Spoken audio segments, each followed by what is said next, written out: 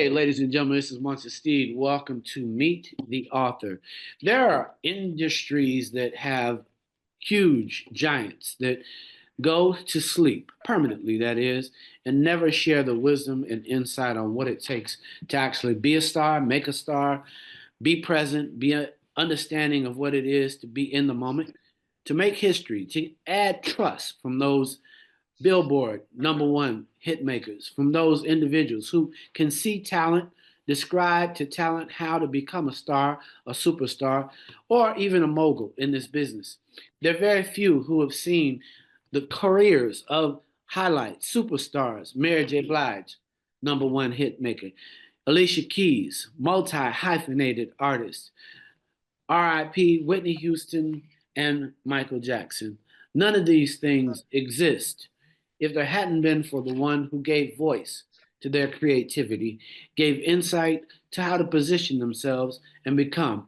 That one individual is the one and the only. And with his new book, he'll tell us about. Angelo, how are you? I'm blessed, man. How are you today?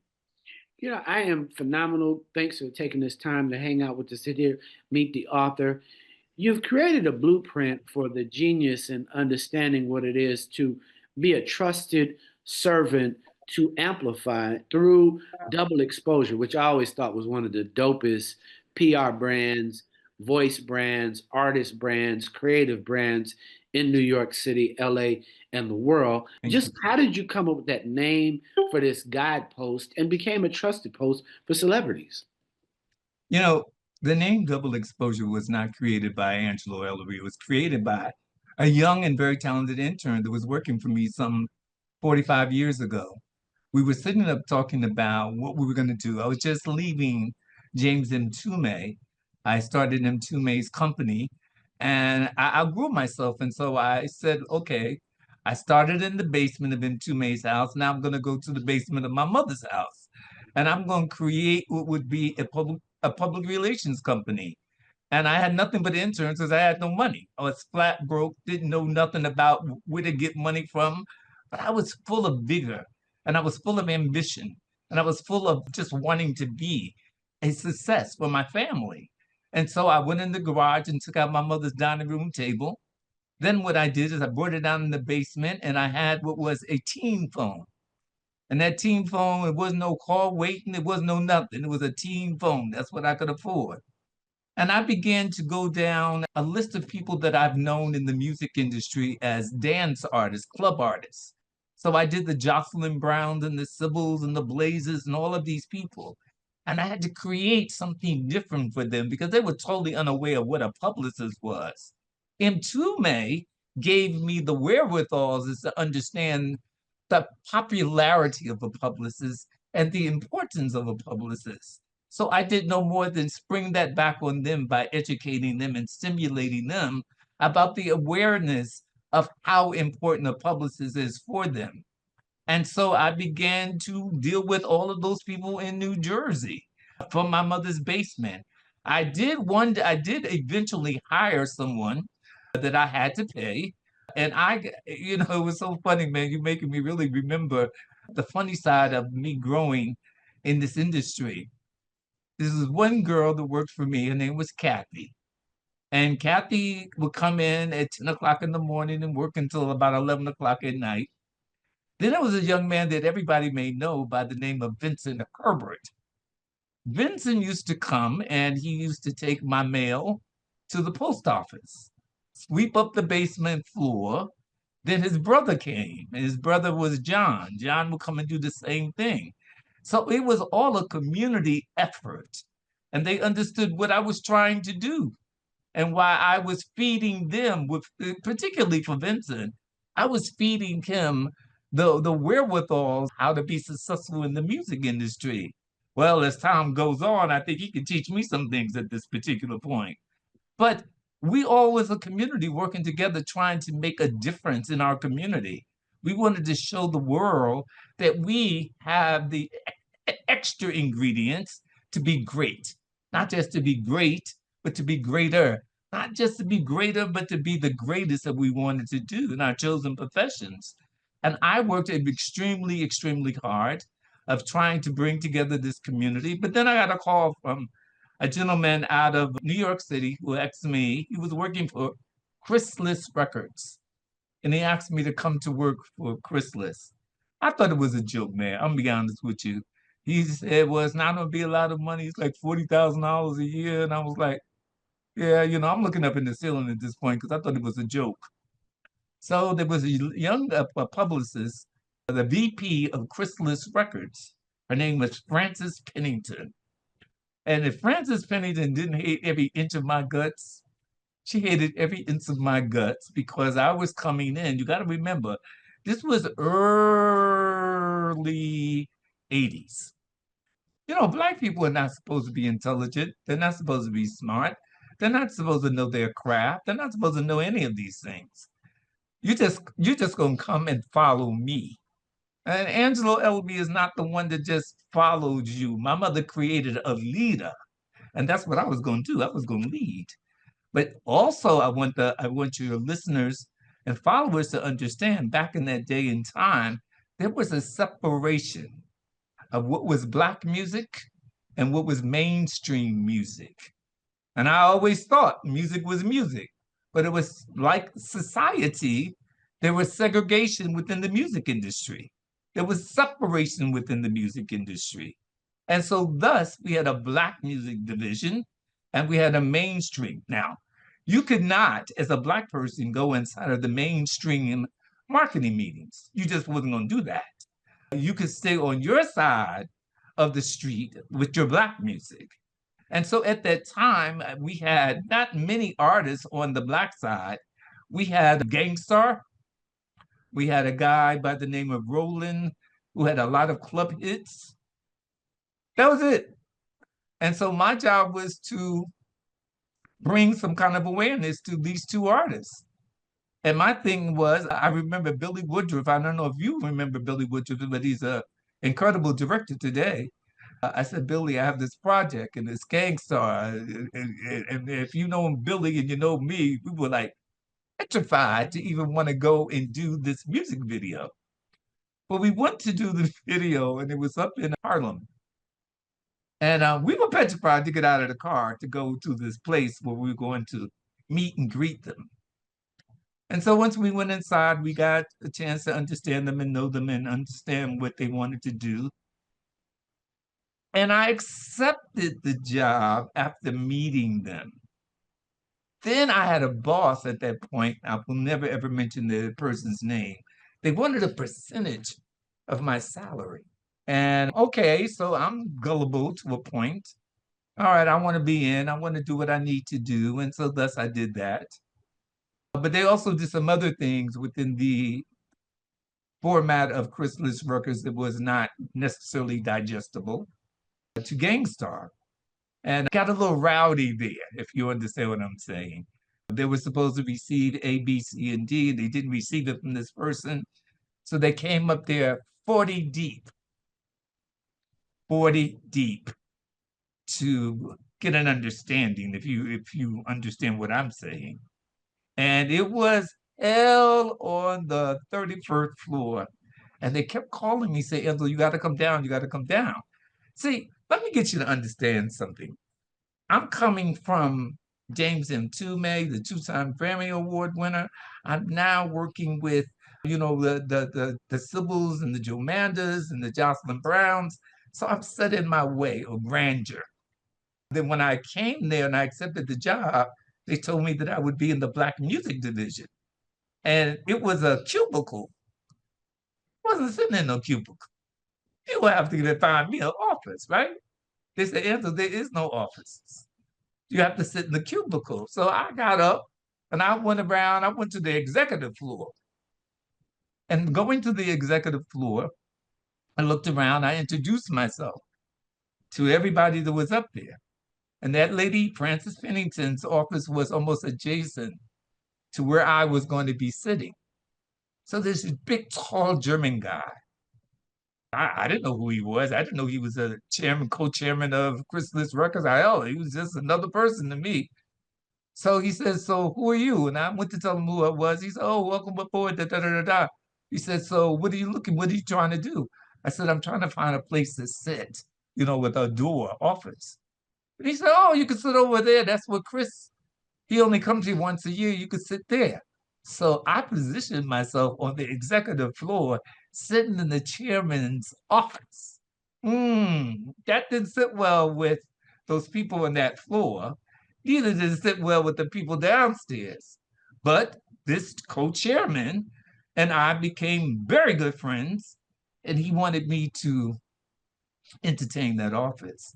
Well, man, I was working so very hard for this company. And every night he would always be there until 9 or 10 o'clock at night. And my smarts was like, I need to be here till 9 to 10 o'clock at night, even though I lived in Newark and I had to either catch a train in a cab back home. I stayed there. And so he said to me one day, after maybe 7 months, he says, what kind of money do you make? And I told him what kind of money. He said, what? I said, yeah. He says, I want you to start to come over to the mainstream meetings. So I went to the meetings. I went to one particular meeting, and it was colder than a refrigerator. They said, you're in the wrong meeting. I said, no, I was invited to this meeting. They said, who invited you? And I said who it was. And he walked in. So they had an artist by the name of Pat Benatar. And this gentleman had told me to work on some ideas for Pat Benatar, and that he wanted me to introduce these ideas in front of the mainstream. And I did. And he agreed with me. And the president, I think it was John Sykes, was the president. And they all agreed that this is what needs to take place. Okay, so now that's what the hateration came in at.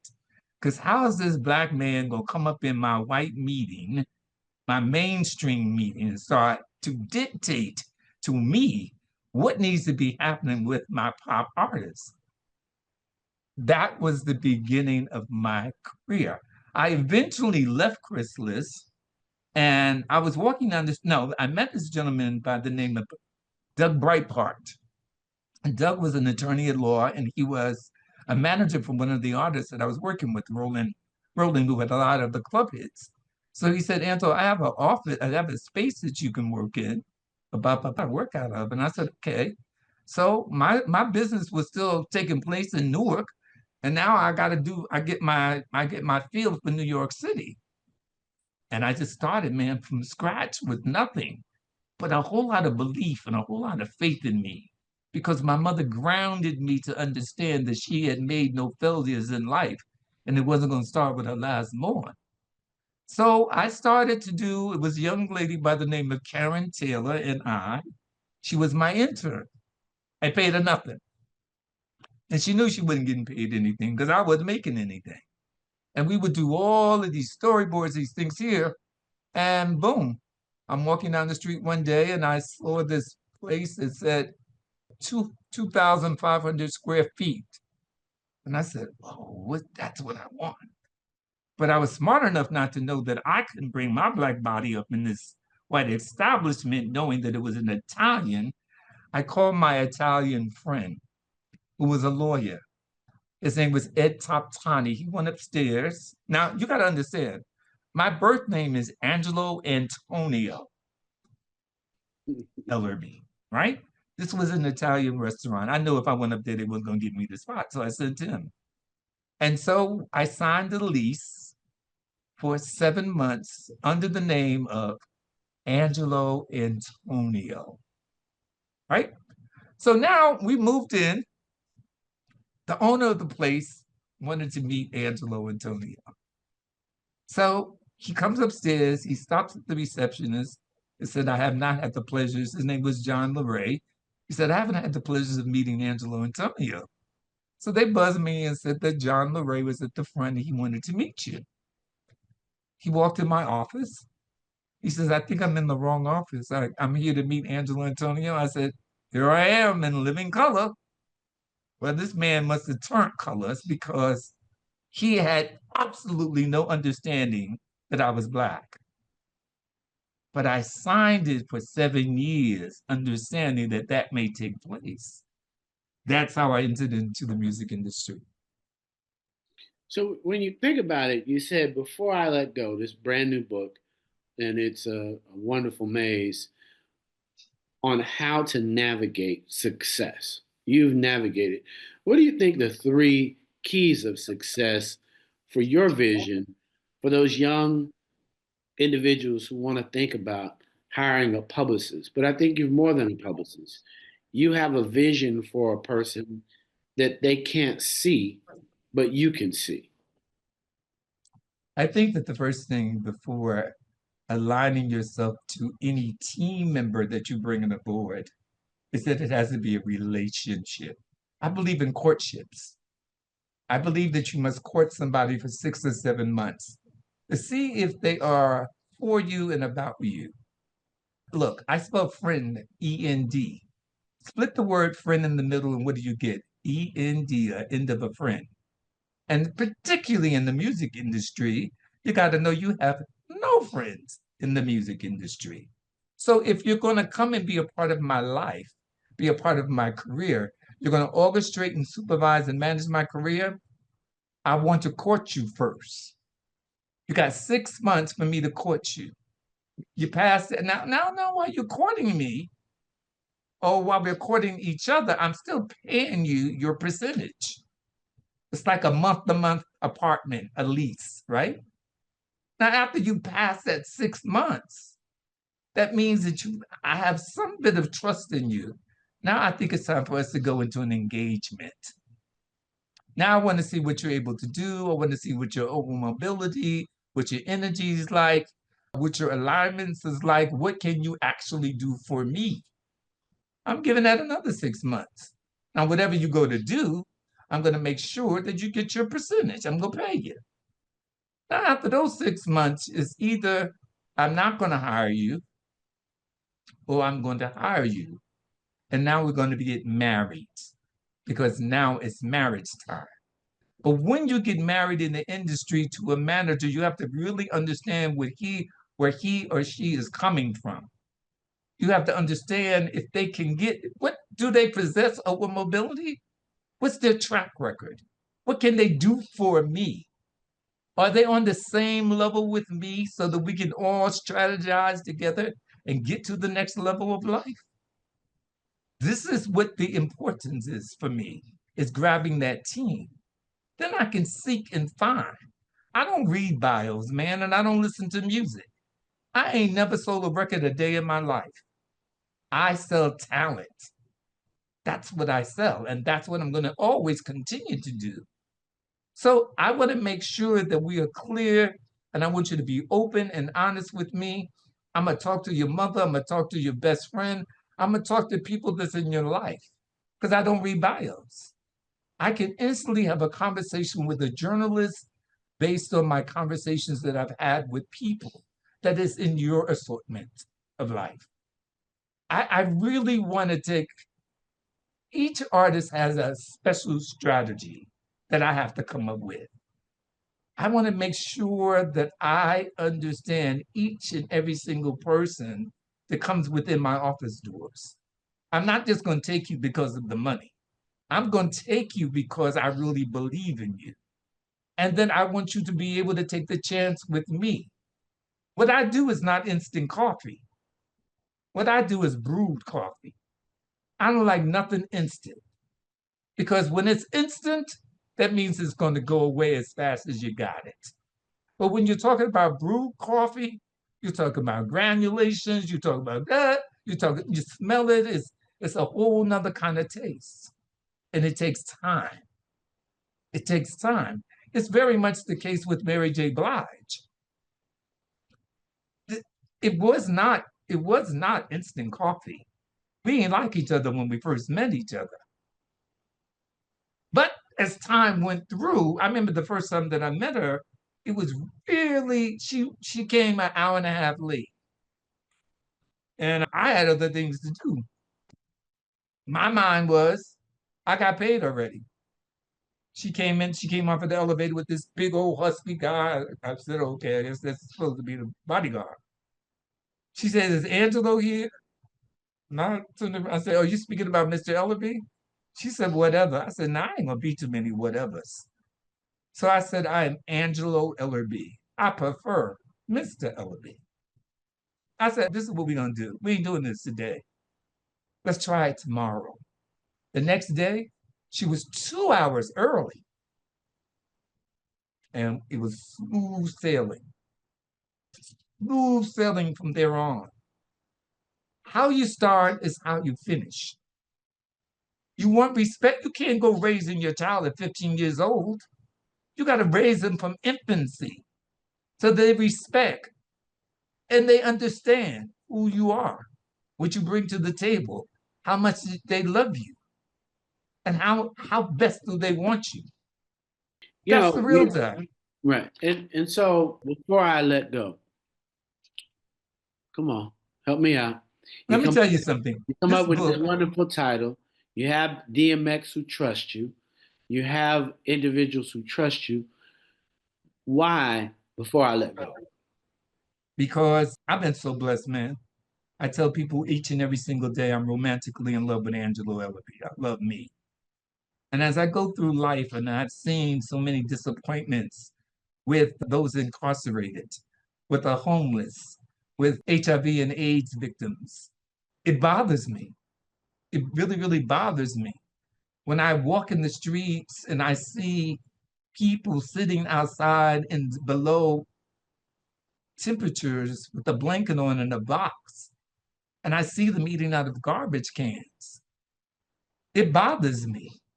It bothers me when a mother and a father puts their children out because they don't understand their sexuality. And they're in the streets selling their bodies in order to survive. Incarcerated, we have a president that is a president of the United States of America, has 34 counts and federal counts against him. But a brother, brown or black, can come out of jail and they perish. They can't do anything because they have all these legal things that are against them. The book is to set an example. I take the Mary J. Bliges, the Alicia Keys, the Dionne Warwicks. All these people went through some of the same things that these people who were laying in the streets and at a disadvantage. I use my celebrity stardom to give examples of what people went through and how they have to get through. It's not about winning every race. It's about staying in the race. Eventually you have to win. So I use all of the star-studded people to draw in that consumer that may be in pain and misery, that may be going through what they're going through. Before I let you go, I want you to understand that you're one of God's children. Before I want to let you go, I want you to understand that you can come from incarceration, and that you can be great. Before I let you go, you don't have to get your ass beat by your husband or by your wife and think that you cannot exist in another place in another time and get your own. So yeah, that's what this book is about. I know everybody thinks that, oh, because I'm in the entertainment industry, that I'm writing a book about, no, I'm writing a book about everybody. The book is not for, it's for everybody. It's for everybody to learn by and to grow by and to understand they get chances and to be humanistic across the world. That's so beautiful. Tell me a story about DMX that you want the world to know and that they can find in this book. You know, I really think that the impression of of DMX, is that he didn't give a damn, that he had an addiction. He didn't care. And that is the wrongest story for anyone to ever believe. I worked for him for 5 years, 6 years. I started as his publicist and then got into his management and the president of his record label, Bloodline. And Earl and I went through what we went through. Every time I would say to him, man, did you pray today? And he would say, no, man, can we pray? And I'm like, yeah. That was the only thing that would calm him down. But for 5 years, every Friday, he would call me up and say, did you pay my tithes? I said, no, yeah, Earl, I paid your tithes. This is what this man did. Churches all over the world, he would give donations, large donations. and particularly in Mount Vernon, New York, where his grandmother was, because he was really raised by his grandmother. There was an institution called the Mary Ellen Foundation, which was his grandmother's name. Every year, he used to host about to 1,000 families. Did not have Christmas, or he would buy like 50 bikes. He would buy like, oh my God, sneakers. We had so many sneakers in the office once. I think it was maybe 1,000 pair of sneakers, hoodies. And sometimes he would show up, sometimes he wouldn't show up. But those presents was there, and full food, catered food every single year. The man had a heart of gold. And people always want to judge a book by its cover. No, you need to read those pages. Because the pages of his life, if somebody wrote the truth about his life, you would see that he was an incredible, incredible human being. Super. And that's why, before I let you go, and I think another one of the reasons for writing the book is people like Earl, because God kept giving him chances, and look at the growth. 25 million records here, 19 million records here, putting butts in movie theaters, to the sum of some 8 major motion pictures.